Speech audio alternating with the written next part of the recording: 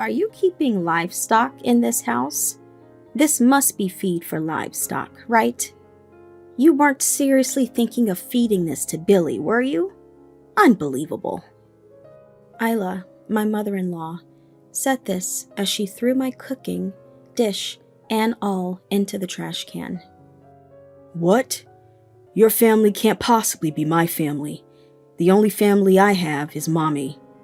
How long are you going to keep saying such stupid things? While we're at it, let me say this. The value of my mommy in your family is completely different, isn't it? I think anyone can see that. My head, which had been filled with anger until a moment ago, had now completely cooled down. I truly despised my husband, William, who insulted my family and laughed loudly. Mommy is moving in next month. Clean out your room.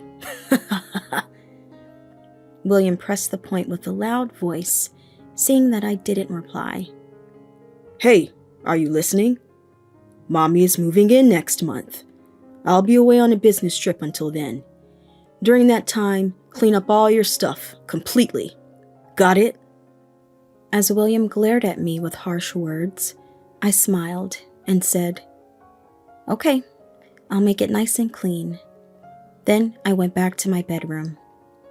I once thought you, William, were a wonderful person who valued family. But in reality, you're just a pitiable person who can't even have his own opinions, dominated by Mommy.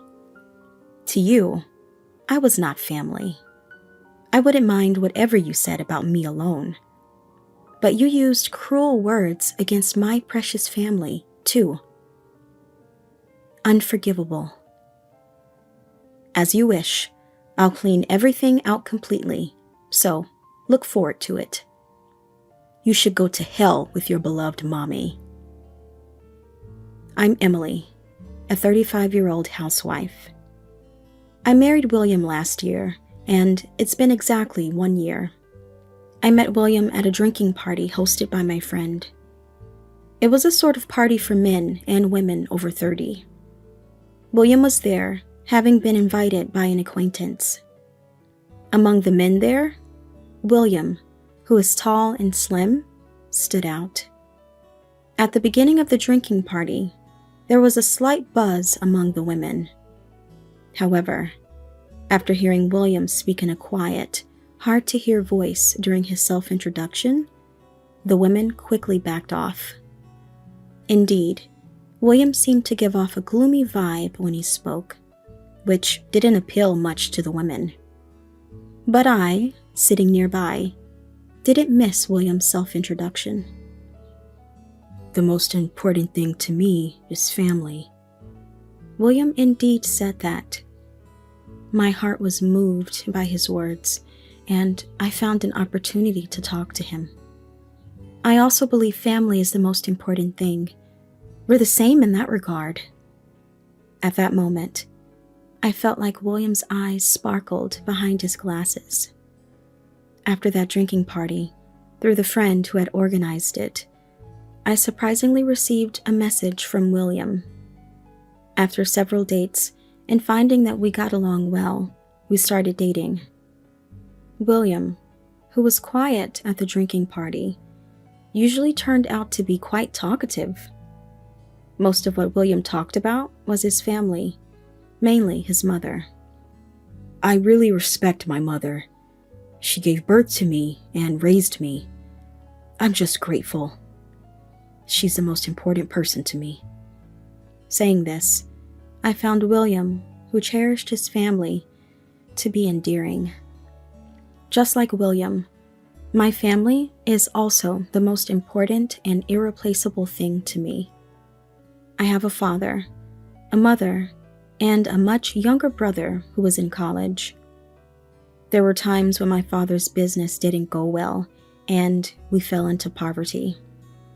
But no matter what, we always supported each other with smiles. Because of those experiences, I'm convinced that our family is bound by a strong bond. Currently, all my family members except me are overseas due to my father's work. I stayed in America because of my job. If I hadn't married, I might have moved overseas eventually. But then, I met William. Feeling that William, who also cherishes his family, could live together with me, I felt hopeful. My mother said she thinks I could be happy living with you, Emily. So, let's get married. And so, a year ago, William and I got married. After a year of marriage to William, there are several things I've come to realize that I didn't know before. The first thing is about William's personality. Hey, Emily, my favorite shirt isn't in the closet. Make sure you take care of it. William, who was thought to be quiet due to a soft voice when we first met, turned out to be quite self-centered. Moreover, the name he used to sweetly call me, Honey, changed to Emily the day after we got married. I was honestly surprised at first, but I didn't particularly mind, thinking it meant we had become closer. More than that, I wish he would spare me the irrational yelling. If you're looking for that shirt, you told me yesterday to take it to the cleaners, so I dropped it off today. It'll be ready tomorrow. To my words, William visibly became angry. If I told you yesterday, you should have taken it out yesterday. Then I could have worn it today. Think before you act. My mommy would never make such a mistake. Saying this, William left the house. A mistake? It was natural to take it to the cleaners today after being told last night. No matter how much I try to argue, my reasoning doesn't reach William. And in the end, Mommy always comes into the conversation. Another thing I've learned after getting married is William truly does place family first. Cherishing family is good, and I too hold my family dear. It's because of this shared belief that William and I got married.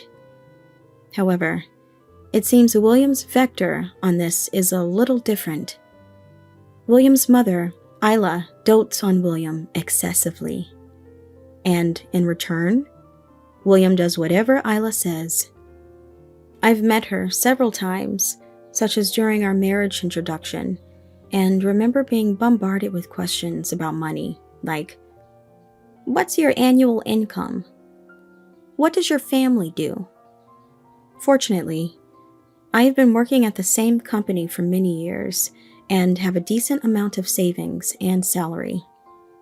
I somewhat understand that this was a point in favor of allowing the marriage. Even so, I thought it was natural for a parent to worry about their child, so I let it pass. When we decided to get married, since I had been living in a relatively large house with my family, William moved into my house, and that's how our new life started. While discussing how to arrange the rooms, William said with a laugh, We're not planning on having kids, so let's have separate bedrooms. Mommy said kids are noisy and a lot of trouble. She doesn't want me to go through that hardship because she's kind. Plus, she said it would be hell if the kid ended up looking like you. The thought of our decision about children being influenced by his mother-in-law's opinion made me dizzy. At that time, I thought that eventually William would want children, so I went along with it. However, an off-putting incident occurred later. One day, Isla announced she would be staying overnight at our place. She had visited our home many times before, but always returned to her own home at night. This was the first overnight stay. William was delighted to host Isla, and I hurriedly prepared the guest room. But William said, "It's okay. Mommy will sleep in my room." I didn't understand what he meant by "it's okay," and when I tried to prepare a guest bed in William's room, he refused. To my shock, when I went to wake them up in William's room the next day, they were sleeping together in the same bed. It's fine for a parent and child to be close, but sleeping in the same bed seemed a bit too much. I felt like I had seen something I shouldn't have and quietly left William's room. After that incident, I was completely turned off and realized I would no longer share a bedroom with William. Another thing I learned after getting married was William's view on money. Perhaps due to Isla's influence, William believes all the money he earns should be spent on himself. Therefore, he contributes no money to the household. I've asked William multiple times to contribute to living expenses, but he ended the conversation with, "Mommy said the money I earn is mine, right? By the way, the money you earn is also mine since you're my wife, so it's only natural. So shouldn't you be the one to cover living expenses?" So William never contributes financially to our household and keeps buying expensive bicycles, claiming them as his hobby. He even built a shed in the garden without consulting me to store these bicycles. Every day, when I see that shed in the garden, I'm filled with indescribable feelings. With Isla coming over so often, is your father-in-law okay with it? One day, I finally asked Isla, given how frequently she visited our home. That man is on a solo assignment in the countryside. As long as he sends money every month, there's no problem at all. I felt sorry for the father-in-law who's working away from home. William, for all his talk of valuing family, seemed to only truly care about his mother, Isla. Today, Isla is at our house again, enjoying the meal she prepared. Of course, I also prepared a meal. But Isla threw it all away. "Are you keeping livestock in this house? This must be feed for livestock, right? You weren't seriously thinking of feeding this to Billy, were you? Unbelievable." Saying that, she threw the dish into the trash can. Ignoring me, stunned, Isla started cooking. Without a word, she cut meat with a knife and then used the same knife to cut fruit. Chills ran down my spine. "What are you looking at? It's creepy. There's nothing for you, so figure something out yourself." Of course, I was secretly relieved. Seeing William enjoy Isla's carelessly prepared meal, I felt anxious about our future. This is how Isla frequently came and went from our house, harassing me, and then leaving doted on by William. Ever since I saw the two of them sleeping in the same bed, I have been finding excuses to refuse Isla's overnight stays. It was too disturbing for me to accept. Perhaps because of that, Isla's visits to our home became more frequent. When I returned from work, Isla was often already in the living room. And often, William was home at times I expected him to be at work. "Hey, aren't you supposed to be at work? Finished early?" If I asked William, he would reply, "Took a day off because Mommy is coming over." Taking time off so frequently for his mother's visits made me wonder what we would do in the future. Internally, I felt dejected. If he loves Mommy so much, maybe he should have just lived with her forever.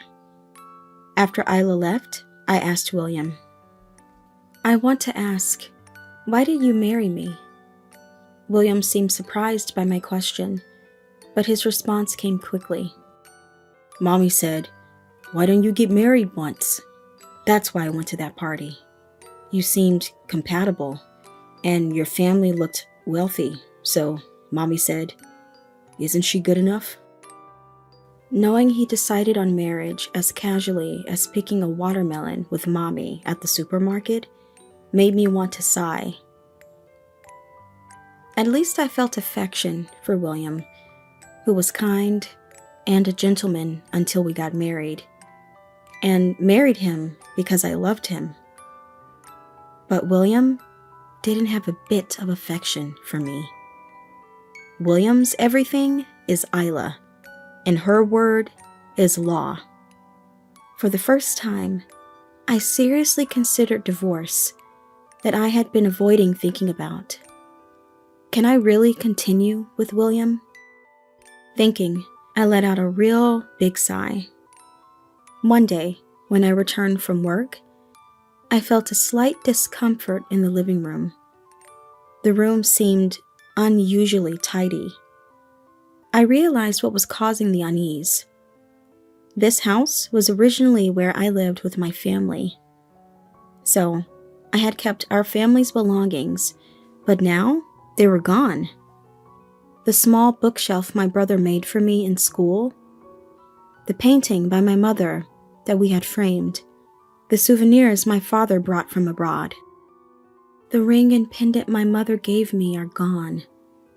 When we got married, my mother, who couldn't come to Japan, sent me a gold ring and pendant as a gift. I had kept them carefully in a case in my bedroom. All the precious items given to me by my family were missing. I frantically searched the entire house. My bedroom, William's bedroom, even the shed William built in the garden. But they were nowhere to be found. As I stood in the living room in a daze, William, who seemed to have been out, came back. What? Why is your hair all messed up? Seeing me disheveled from searching desperately, William laughed. Desperate for confirmation, I asked William, The things I received from my family are missing. Do you know anything about it? The answer I received from William was shocking. Huh? That dirty junk? I got rid of it. It was always in the way. Today was bulk trash day, so I threw it out. I was stunned by William's words. Despite it being my property, despite them being precious gifts from my family, William said he threw them away. The ring and pendant that were in my room, you threw those out too? When I pressed him, William responded with a displeased look. I don't know. Maybe I threw it out. That junk. I could feel anger rising in my head. How could you do whatever you want? Those were my precious things. Why did you throw them away? Startled by the volume of my voice, William momentarily flinched, but quickly glared back and retorted. Isn't what belongs to you mine as well? Mommy said so, right? So what's wrong with me throwing away my stuff? And why are you still clinging to your trash-like family? You're married to me now, aren't you? Cut it out. It's disgraceful. I couldn't believe William's words. Isn't it William who's abnormally attached to his family? Is he calling my family trash? William was making unbelievable statements, leaving me unable to think clearly. Trash-like family. That's my family you're talking about, you know? They're your family too, aren't they? Why would you say something so awful? At my counter-argument, William looked perplexed. Huh? How could your family be my family? My family has always been and will only be Mommy, you know?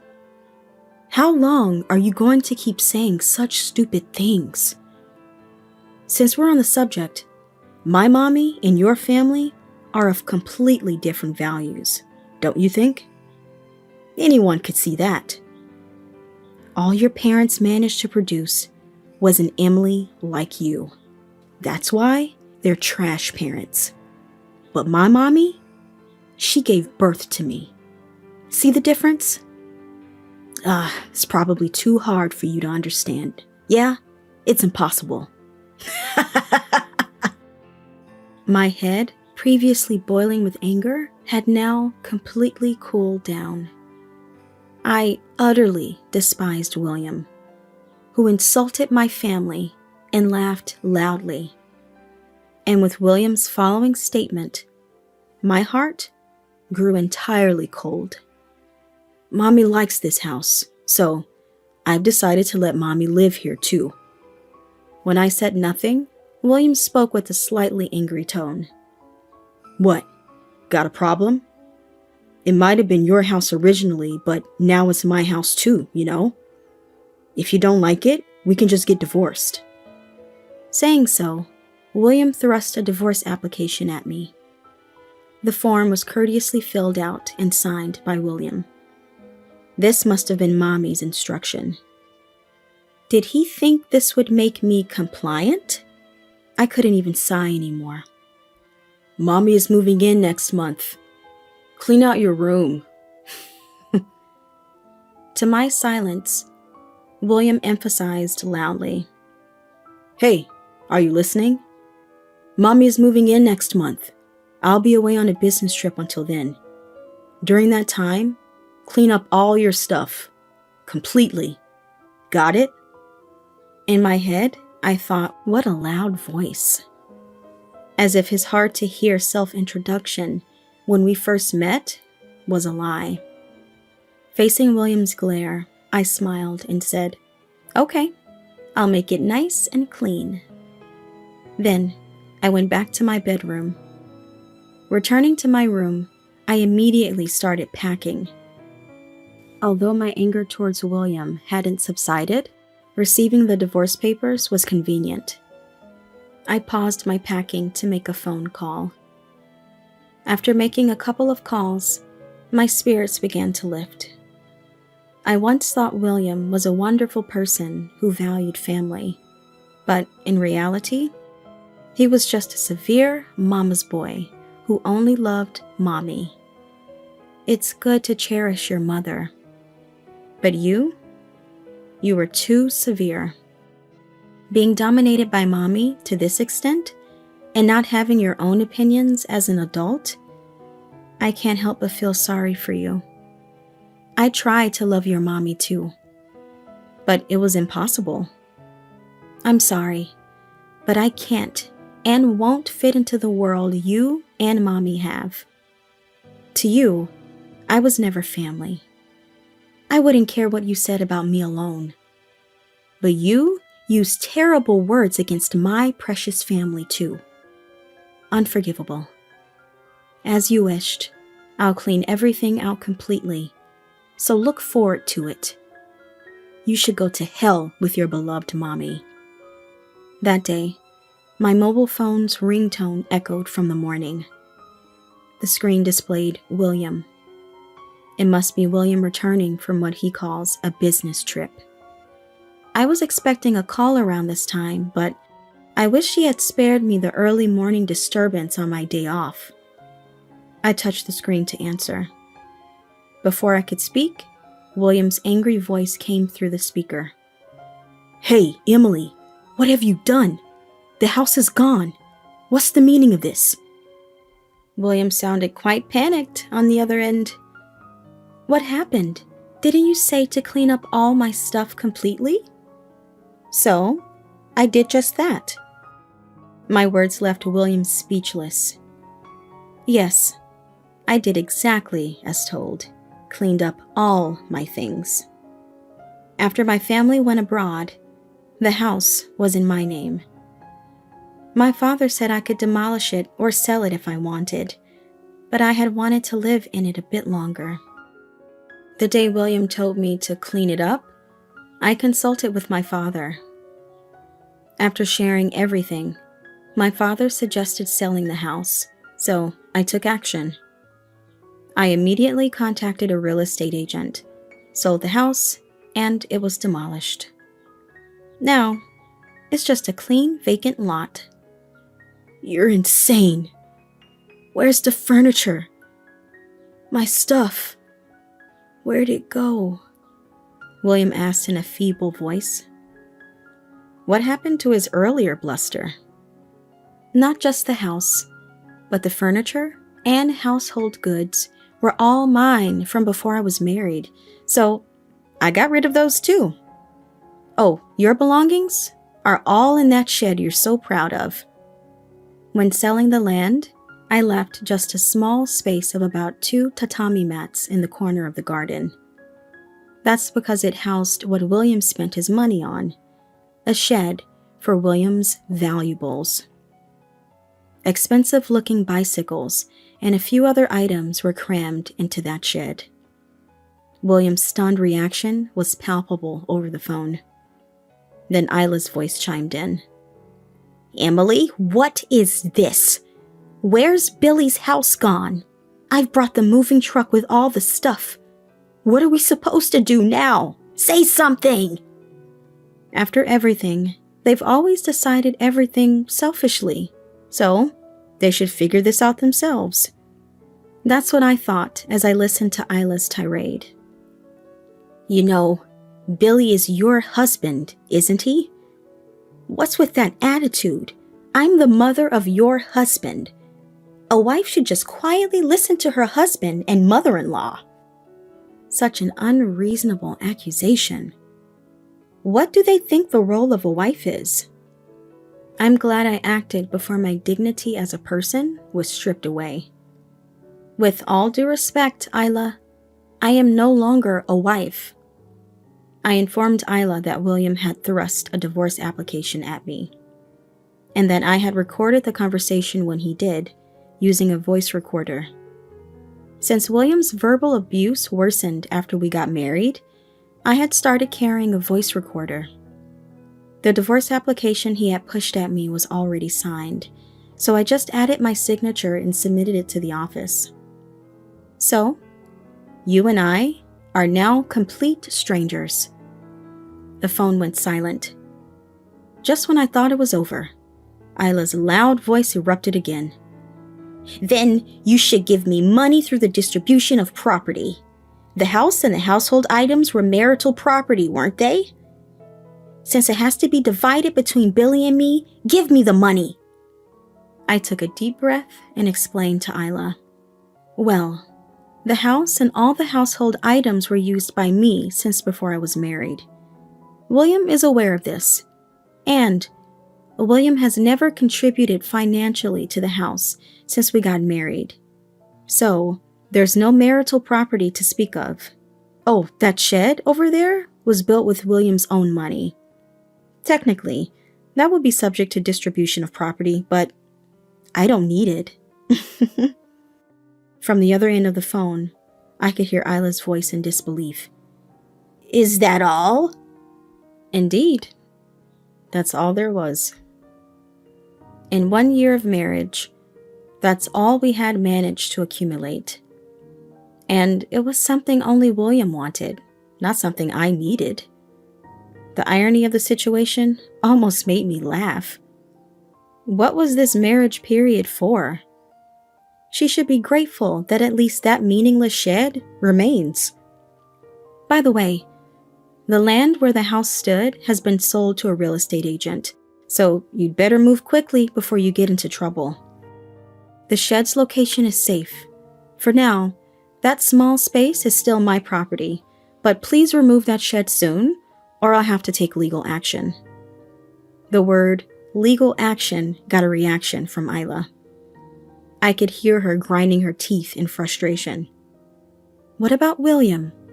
He hasn't said a word for a while. Hey, Billy, don't cry. Be strong. It's okay. Just do as Mommy says. Apparently, William was crying. Such a childlike man.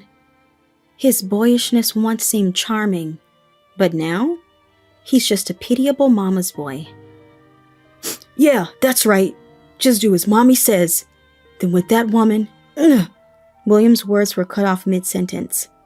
Probably Isla covered his mouth with her hand, because it was inconvenient for me to hear. But it's too late. I've meticulously gathered evidence, so rest assured. So, where are you now? We're coming over, so tell us where. I refused Isla's demand. It took me a bit of effort to find a temporary home for myself. There's no way I would tell them that easily. We're strangers now, So, I don't think we'll ever meet again. Oh, and you'll be hearing from my lawyer soon, so please deal with that. In my hand were several photos. They showed William, Isla, and an unknown woman. These were taken during the period William claimed to be on a business trip. A friend who organized the drinking party where William and I met happened to see the three of them on vacation. The photos captured moments of William and the woman entering a room alone and leaving together in the morning. Why? How did it get out? A faint voice from William reached me. He still had the energy to speak, which was surprising. The friend said that after we got married, he continued to host parties regularly. Recently, to his surprise, William started attending again and hit it off with the woman, returning home with her. The woman seen on vacation was undoubtedly the same woman. But Mommy said a man has to have an affair at least once. She said since this woman is prettier, I should have a child with her instead. I was shocked by William's outrageous statement. Again, Mommy's orders. But adultery is adultery. Whether it's Mommy's orders or not, I won't be lenient. Whatever you say, I look forward to the compensation in the divorce trial. The identity of the woman is known through a friend, so I'll be claiming compensation from her as well. Since you have no fixed address, a formal notice will be sent to your company. Thank you. As I said that, William's crying voice came through the phone.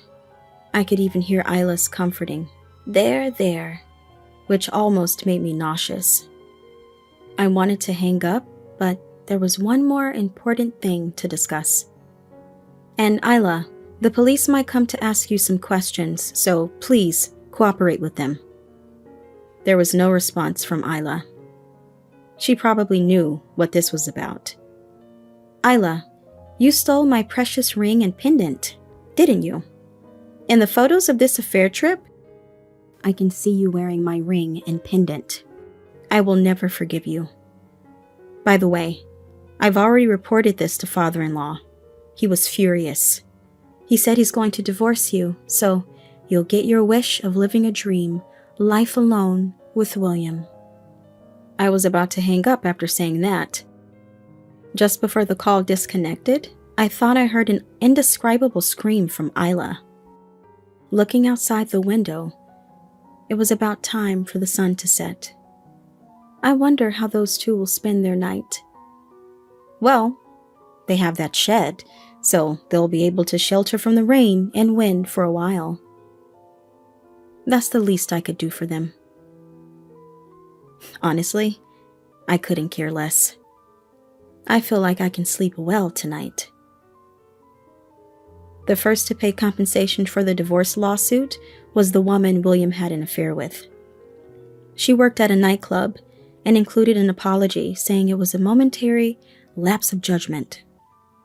William, on the other hand, had to resign from his job voluntarily after a formal notice of his infidelity reached his employer, making his position there untenable. Father-in-law covered the compensation for the divorce lawsuit in full, but said he would relentlessly reclaim it from William. Isla was faced with divorce papers from father-in-law. Apparently, her overprotectiveness towards William had always been a problem. This incident made father-in-law lose all patience. From now on, Isla won't receive a penny. In fact, she's dealing with the police over suspicion of theft. Isla repeatedly claimed inheritance among relatives, but since cohabitation between me and Isla was not recognized, Isla ended up with a criminal record. Now, William and Isla are renting a small apartment, living modestly while working part-time. The shed has been removed, and where my house once stood, a new home is being built. I hope the people who live there will be a warm family. I prayed quietly in my heart. Rolling my carry-on, I walked through the airport concourse. The thought of seeing my beloved family soon filled my heart with joy. I'm about to fly to the country where my family lives to start a new life. I hurried towards the boarding gate.